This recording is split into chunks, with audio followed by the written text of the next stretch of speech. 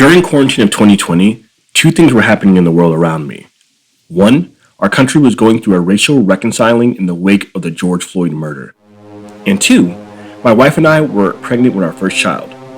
And in this moment, I realized I will be responsible to teach my black son about police, and I didn't know how. So I began the journey of talking to people on both sides of the thin blue line about the relationship between American law enforcement and black communities. And what I learned is we really need to have a conversation about safety.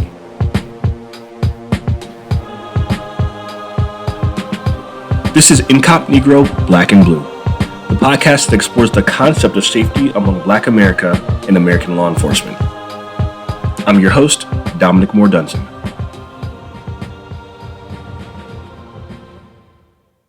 Safety, trust, survival. When I think about both sides of the thin blue line, I think about how each side perceives these words. Black communities don't trust cops. Cops don't trust black people's intentions. And what happens when our black community doesn't trust itself? Feeling too safe makes you comfortable. Being too comfortable could be fatal. And everyone is trying to survive to make it home. And speaking of home, I needed to get back into Akron to talk to someone who wrestles with these words because of their connection to young people. So I talked with pastor and coach Kemp Boyd, who is the head football coach at Kemp Garfield High School, pastor of Garden City Church, and executive director of Love Akron, a faith-based nonprofit organization who acts as an intersectional hub unifying all colors, cultures, and congregations in the city of Akron. What does safety mean to you? That's a huge question, man. And depending on who you are, where you're from, culturally, it's going to mean several different things, right? You know, are we talking about bodily safety? Are we talking about financial safety? Are we talking about safety from an aspect of just my mental safety? You know what I mean? And I think all those things affect us differently culturally, right? We talk about bubbles. If you go north up to a certain community, that's a bubble.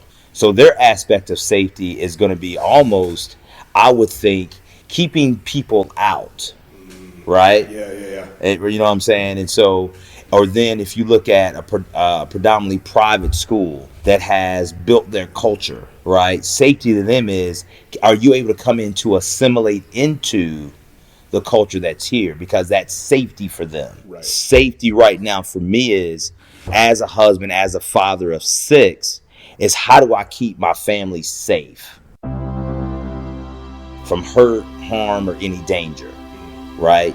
And especially right now where we are in our country, man, being a black man, you know, I think about safety every time I walk out the door. You know, what's going to happen? And being a head football coach in the inner city, I think about that for my players. I would say in the month of June, man, I had 4 unrelated incidents that happened with 4 of my players, right? So 2 of them, their house was actually shot up. One was actually shot in the ankle. His sister was shot in the shoulder on a Sunday, sitting outside. He said, "Coach, man, I'm sitting outside. I'm just waiting because my cousin was coming to pick us up to go swimming." So I'm sitting outside. Somebody rolls through and, man, pop, pop, pop, pop. Hey, I get hit in my leg. Boom, house is shot up. So safety for them was, hey, we got to get you out of Akron. So they put him in Youngstown for about a week. They ended up moving. Now they're with their grandparents staying. So that was safety for them. Let's get out of this situation. I had another young man get the house shut up. He wasn't home. It was his mom. Safety for her was the same thing. They said, hey, you know, Coach, we got to go and move to Columbus because I got to get my son out of Akron. Right. So that was safety for them. We got to pick up everything that I've built here. Man, we got to reroute because it's not safe. I got to go. Right. 2 other players, man, who were just walking to practice. Dominic, they were walking to practice. Wow. Car rolls up. He said to me, "Coach, I just happened to look back." And he's one of the fastest kids on my team. Just happened to look back. And he said, "I saw this gun coming out of the window." And he said, "I just took off, but it started shooting at him." Right.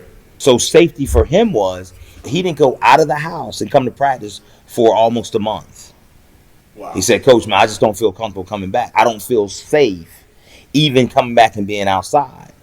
So he stayed close to home base. I ain't making this up. This really happened. This summer. This summer in June. At the end of June, this happened. Wow. So I come back from vacation, right? And this is what's sitting on my doorstep as a head football coach. So now, as we talk about safety, it's less about X's and O's I'm talking to my kids about. Now I'm talking about, hey, listen, it's Thursday, it's Friday, it's going to be the weekend. Hey, let's talk about, man, your plans for this weekend. Yeah. Who you going to be with? What are you going to be doing? Oh, such and such, man, having a party. Okay, what time's the party over? Do you need to be on that side of town? Let's be mindful of what's happening going on in our atmosphere right now in Akron. As far as violent crimes in Akron, this has been the highest it's ever been. Yeah. So let's be smart. You know, kids, especially young men, the ages of 15 to 25 are getting shot and killed. They're dying. Safety can be used as a tactic to exclude others.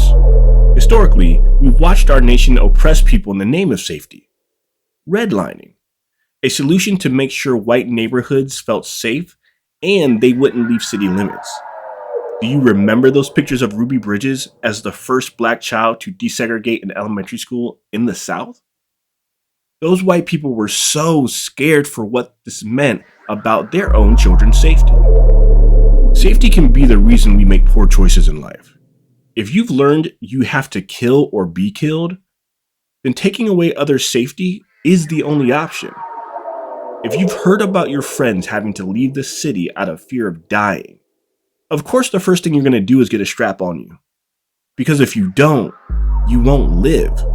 So is it a poor choice or a necessary one? For some of our young adults, this is their reality. You know, I just want to also uplift and recognize this conversation is happening in the wake of the young man from Buchtel. Yes. Who was a highly recruited athlete. Absolutely. Football player who was shot and killed, Yep. I think a week or two ago. Oh, yeah, it was a week ago. And so I coached against him 2 years. Coached against this young man. He was a hell of a talent. And now, you know, and the first thing that we'll talk about is, well, man, what was he doing? I get the question, but it doesn't matter. Right. A life has been lost. And regardless if you're sitting on your couch and you're the straight A student, the good kid, if you will, and I'm using air quotes on good kid, or if you're the kid, man, that maybe is a little rough around the edges. Don't matter, man. An 18-year-old kid who had a promising future, life was lost. He probably could have set himself up, man, to make millions of dollars. Yeah. Because he was that talented and that good. I mean, you know he what I mean? Recruited by Michigan, Alabama, Michigan Auburn, State, LSU. Like a lot of teams are looking at him. And so that's what's lost. But also some of this, when you talk about safety, for young men, me being able to take you out is safe for me because I know now you're not going to try to jump me. You ain't going to try to rob me. Right. So now let me go ahead and deal with this first and foremost. Right. Because I want to feel safe. And having this gun or having this crew or being involved with this game helps me to feel safe. Kyrie Young, a recent graduate of Buchtel High School who was shot and killed on July 26, 2021. He was shot multiple times and pronounced dead at the scene. The same day of Kyrie's death, Akron City Council conducted a meeting where nearly 20 pitches were made to curb gun violence in a solutions-only session. The timing of these two events is haunting. I asked Kemp how police fit into the situation given the intersection of our local narrative around gun violence and our national narrative around police violence. And then you add the layer of police on top of this. Mm-hmm. The police are what one would hope are the people you go to keep you safe from people trying to jump and kill you. Yes. But what happens when you're as afraid of the guys in blue as you are those who are black like you? Yeah. And what kind of mental state do you think that puts your players in? It puts them in the mental state of saying, yeah, it's me against the world. Because now I can't really trust the people who I've been taught all my life is going to keep me safe because I see them shooting and killing people that look like me. But then I got people who look like me shooting at me and killing me too. The chasm is that, well, man, who do I trust? And how do I approach and feel safe? Right. Well, then, to your point, I take now safety under my own understanding. I'm going to take this in my own hands. The more I coach, man, I think the wiser I become. Because I think my players help to make me wiser, right? Mm-hmm. Where they'll break things down like, hey, coach, man, listen, I got to go out here and do me.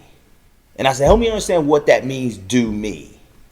Well, I can't dismiss what they're saying, because even though that didn't happen to me that way, that's a reality for them. Right. Like, hey man, I got to go ahead and work because I need to buy my own stuff, I need to get my own stuff, this, that, and the third. When you go back and talk to parents, the parents like, well, yeah, I don't mind getting it for him, but I ain't getting him the J's for 150. Right. So again, this is what's being told to them. If you want the J's 150, then you need to go make your own money and do it. Now, here's the greatness of that. They're actually going to make their own money to do it. That's incredible, yeah. Yeah, it's like, hey, they're saying this is what you told me to do. I'm going out and doing that. So that creates the mentality, Dominic, of I have to make this happen. So how can I put my safety in the boys in blue who I don't trust based on what I see on the news and based on what I hear? But then there's people in my own demographic that it's hard for me to trust. The only thing I can feel safety and trust is me.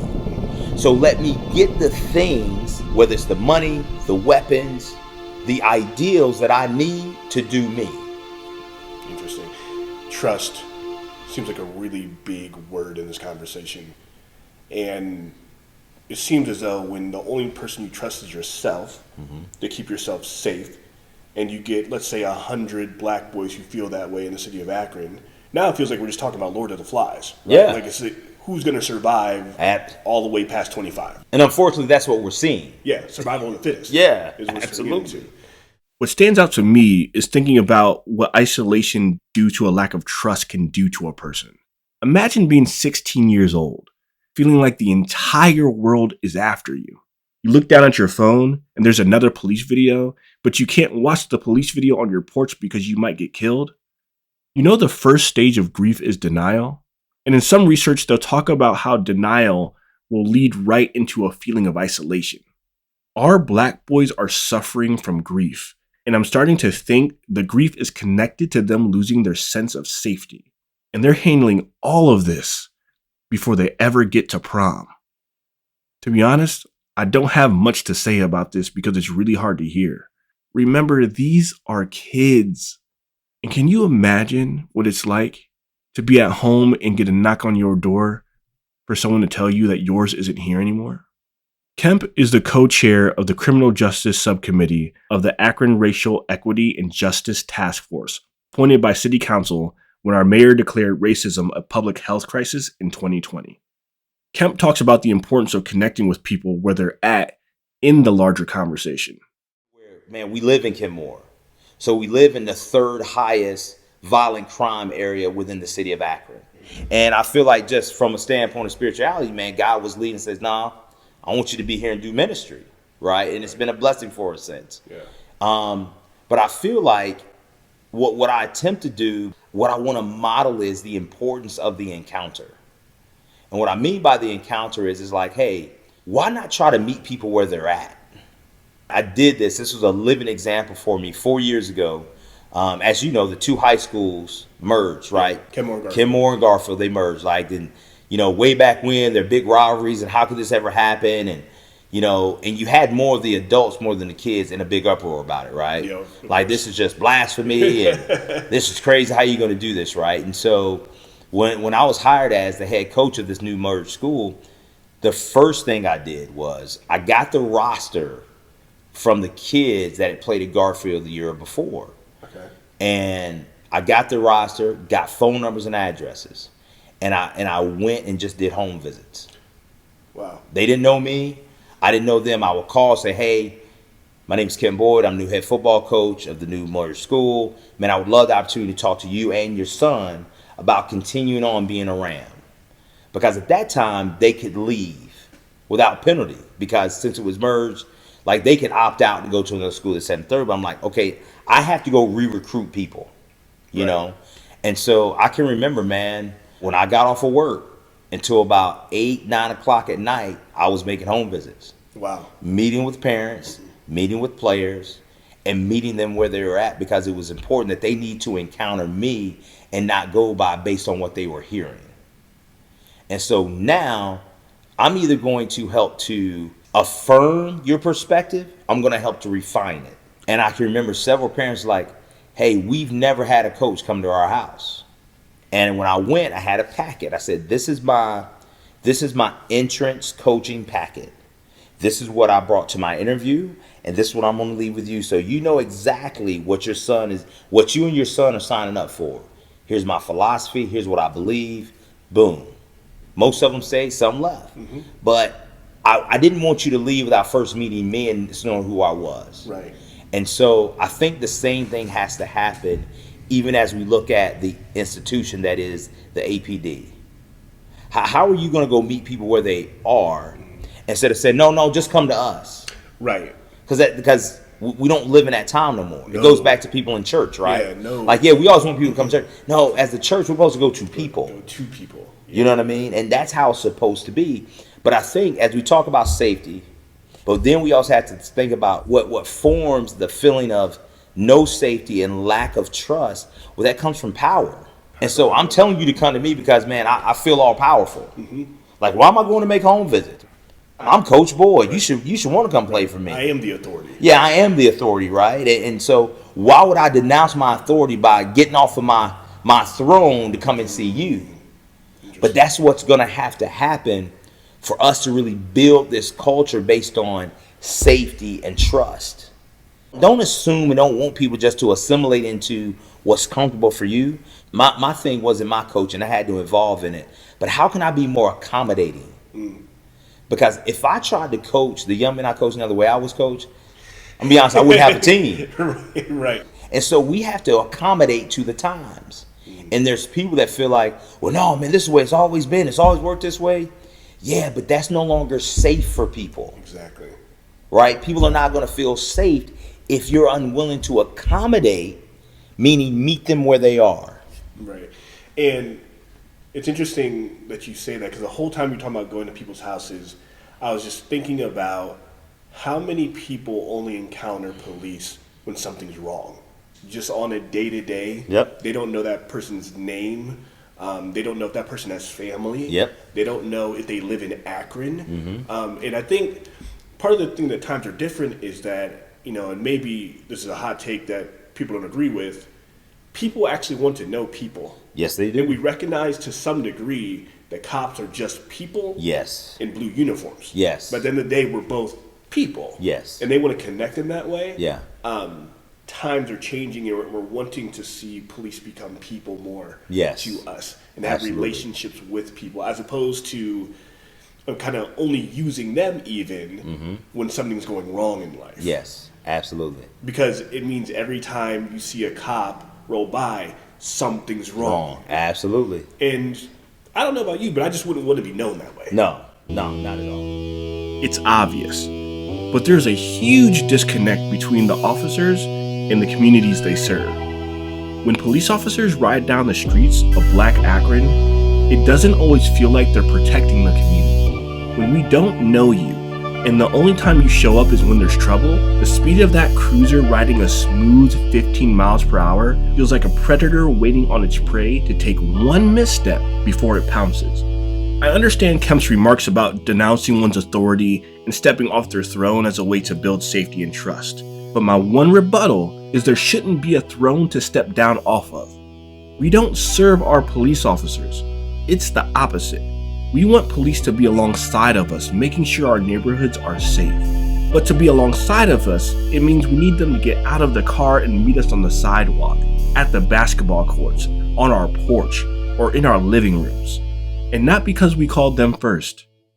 And I think you bring up a good point. This was before COVID. I think it was maybe back in 2018.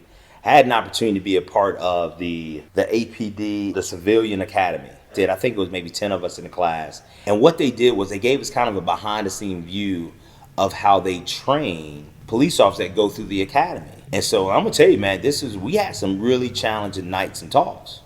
Because there was a lot of African-American males in that class, like, hey, What's up? because, yeah, we saw us an opportunity. But there was something interesting that happened. It goes back to what you just said.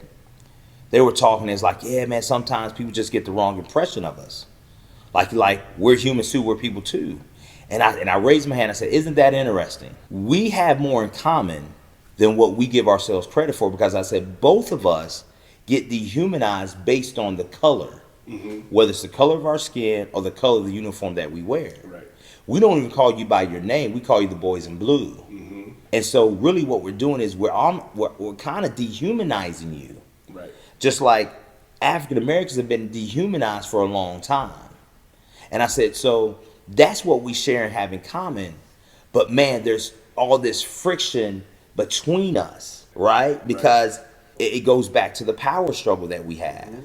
And so from that, man, I was able really to create some really great relationships with some of the Akron Police Department, you know, and some guys, man. I mean, Brian Boss, man, who was a part of that training, man, I call him a brother, man. And we've met several times to break some bread and just continue the conversation. But it was about encountering him out of that element into this new element. Man, like, Brian, who are you as a person? Who are you as a husband, as a dad? You know what I'm saying? I understand your occupation. But let me encounter with you the person, the man, the husband, the father who wants to protect their family, but also you've taken your protector role to the whole city. How does that translate? But again, it's that encountering that we have to do, because until we can really get comfortable in that, like you said, like we don't have no more beat cops. Right. Nobody's walking around neighborhoods no more, right? Like, hey, how you doing? And I know such and such. Like, that ain't happening no more, man. So we have to be intentional about it.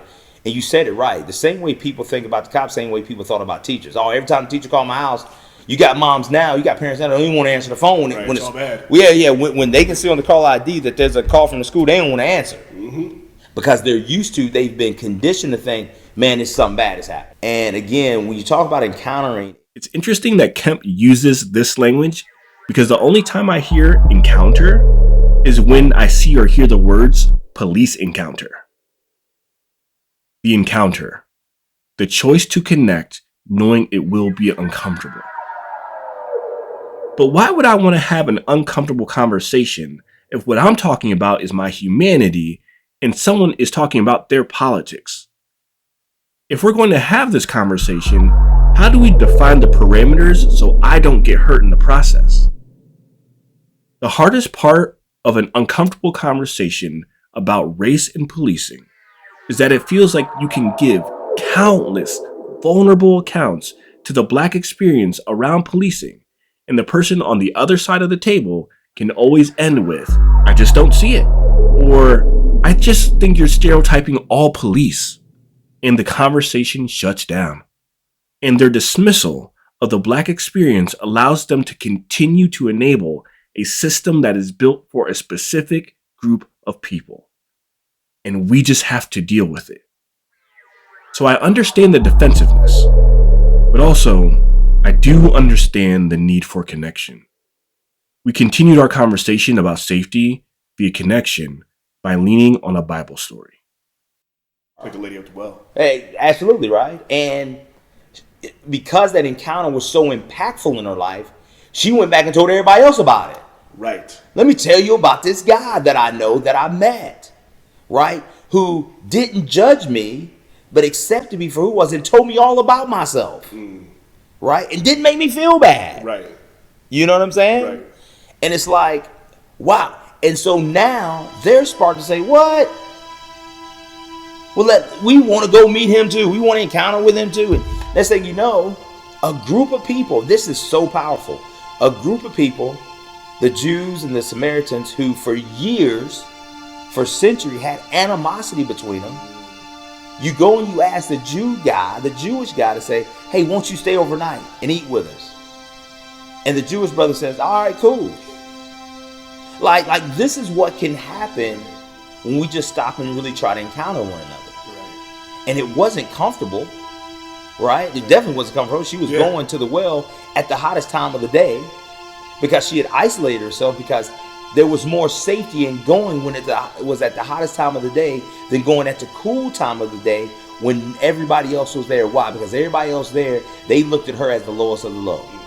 So safety for me is, I'm going to go at the most uncomfortable time at this well to draw water than to go at the most comfortable time, because I don't feel safe about the people that's going to be there with me.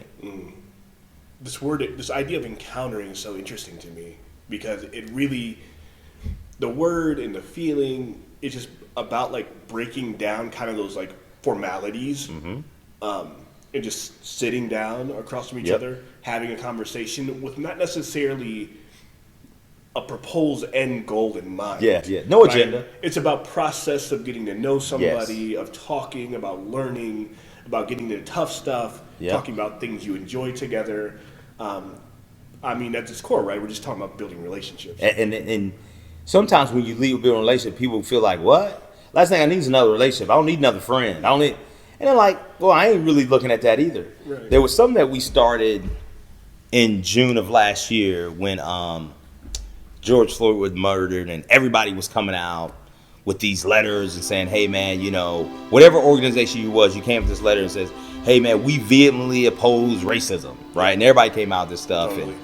And it, you know, and it's great and it's good. And I don't mean it. People didn't mean it. But how we chose to pivot as an organization at Love Akron was we said, man, let's start having a real conversation about it. And we called it connection versus collision. The black-white conversation. Like how can we start to connect over the conversation of race? And I remember talking to, man, I call him my brother, man, Dr. Lee, man, from the University of Akron. He's a professor. Brantley, yeah, man. He's solid, man. Solid brother, man. And he said, Kemp, you know why we collide? He said, because I said, white and black people, he said, they hear two accusations. He said, white people hear that and they say, I'm not a racist, so we defend. And then black people saying, well, hey, man, I'm not inferior.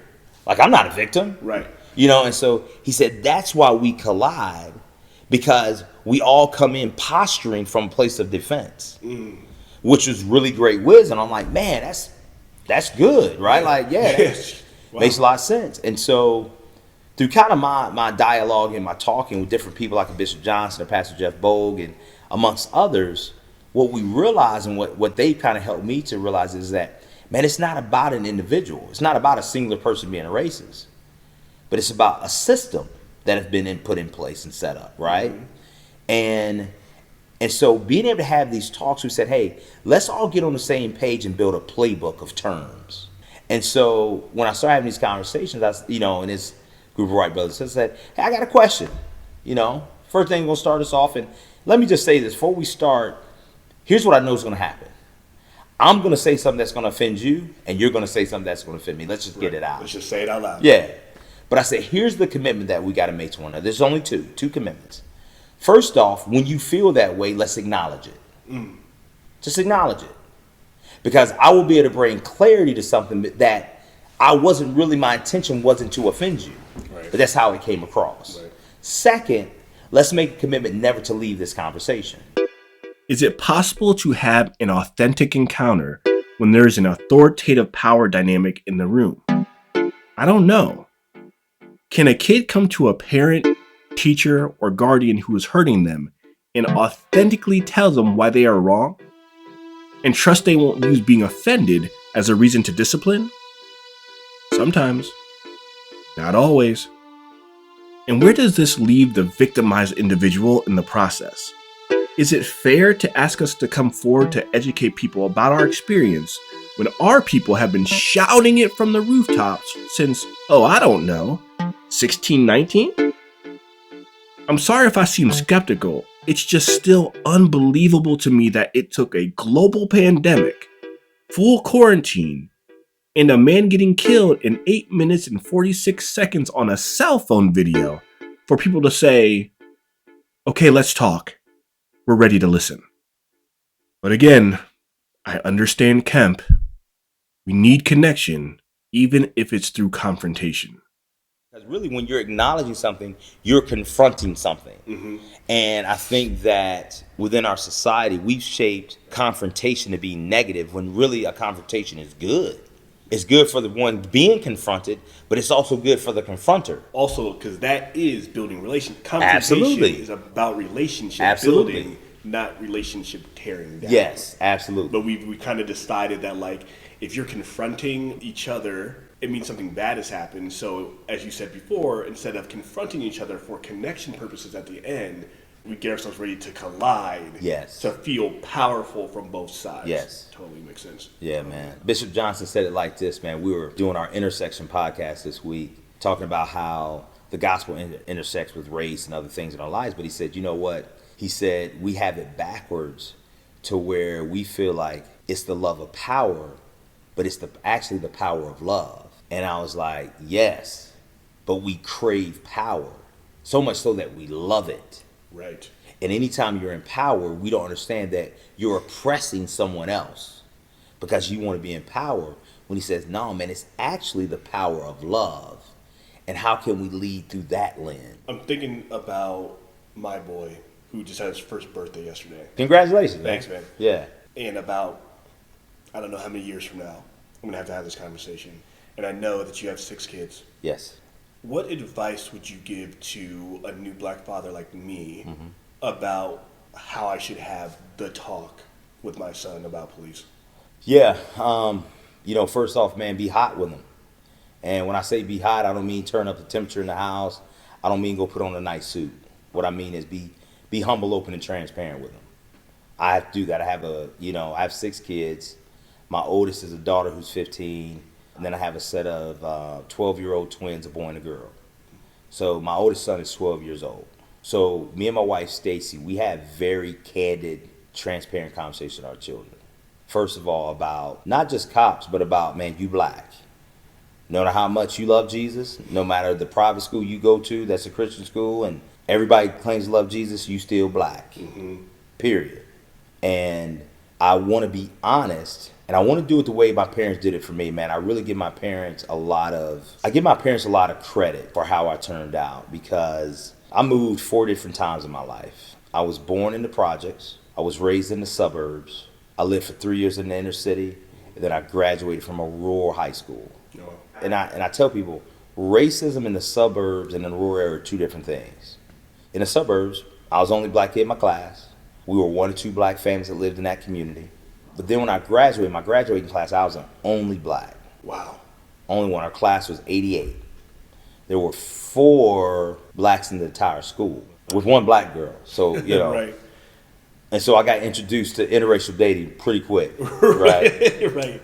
I talked to my kids about that, and I say, hey, man, your grandmother, your grandfather, they set me down, and they said, hey, they called me Bubba. They said, Bubba, here's the bottom line. Look at this from this perspective. There's good people and there's bad people. Some happen to be white, some happen to be black on both ends. And I would say that with the conversation as far as police. Hey, man, there's police. There's white police, there's black police. There's going to be something good, there's going to be something not so good. But here's the thing. You have to understand, when you go out, there's going to be a level of tension because of the color of your skin. I said, I'm not saying that's going to be with every cop. But I need you to be mindful of, when you go out, I don't care how good of grades you got. I don't care about any of that. You have to be mindful that you're a black person who lives in America.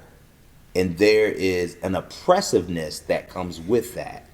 Not that you're a victim, but that doesn't mean that you might not be victimized at some point in your life. And so I've enjoyed, honestly, man, the process of really talking to my children about it. And I don't talk about it with disdain, but I do talk about it honestly. Hey, this is what happened. Did you see what happened to George Floyd? What's your thoughts about that? And so last summer, we did a lot of processing in that. And I think as a parent, as a father too, because like you said, they're so much more exposed to things now, and they have these options, that I have to give them space and time to grieve that and to ask them if they need to. Right. You know what I'm saying? Because I don't know how it affects you, man, to see something like that or hear about that. Like, first, my question, how did that hit you? Well, I thought it was sad. Okay.